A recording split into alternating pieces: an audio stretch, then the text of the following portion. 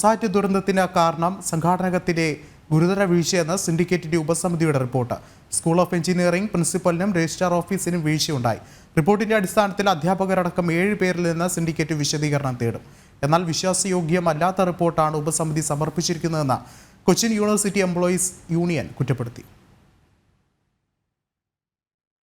സംഘാടനത്തിലെ പിഴവും ആൾക്കൂട്ടത്തെ നിയന്ത്രിക്കുന്നതിലെ പരിചയക്കുറവും അപകട കാരണമായി. പരിപാടിക്ക് പോലീസ് സഹായം തേടുന്നതിൽ രജിസ്ട്രാർ ഓഫീസിന് വീഴ്ചയുണ്ടായി. ടെക് ഫെസ്റ്റിൽ ഉണ്ടാകാൻ സാധ്യതയുള്ള തിരക്ക് കണക്കിലെടുത്ത് പ്രിൻസിപ്പൽ നൽകിയ കത്തിൽ രജിസ്ട്രാർ ഓഫീസ് നടപടിയെടുത്തില്ല. സെലിബ്രിറ്റി നയിക്കുന്ന ഗാനമേളയുള്ള കാര്യം പ്രിൻസിപ്പൽ മുൻകൂട്ടി അറിയിച്ചില്ലെന്നും റിപ്പോർട്ടിലുണ്ട്. സംഘാടകരുടെ പരിചയക്കുറവും അപകടത്തിന് കാരണമാണ്. ആൾക്കൂട്ടത്തെ നിയന്ത്രിക്കാൻ കഴിയാതിരുന്നതാണ് ദുരന്തത്തിന്റെ വ്യാപ്തി വർദ്ധിപ്പിക്കുന്നത്. സർക്കാർ നിർദ്ദേശത്തിന് വിരുദ്ധമായി സംഗീത നിശ നടത്തിയതും പണപ്പിരിവ് നടത്തിയതും തെറ്റാണ്. അപകടം നടന്ന ഓഡിറ്റോറിയത്തിന്റെ ഘടനയിലടക്കമുള്ള പിഴവുകൾ പരിശോധിക്കണം. റിപ്പോർട്ട് പരിഗണിച്ച syndicate school of engineering principal അടക്കമുള്ളവരിൽ നിന്ന് വിശദീകരണം തേടും.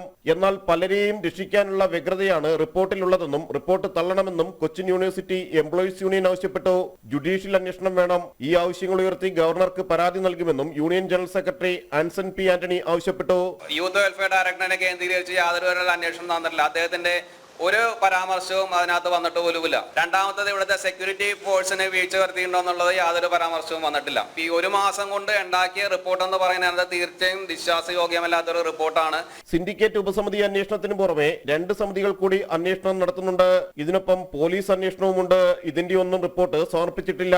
നവംബർ 25-ന് കുസാറ്റിൽ നടന്ന സംഗീത നിശയ്ക്കിടെ ഉണ്ടായ തിക്കിലും തിരക്കിലും 4 പേർ മരിക്കുകയും 70ഓളം പേർക്ക് പരിക്കേൽക്കുകയും ചെയ്തിരുന്നു. ജനം, കൊച്ചി.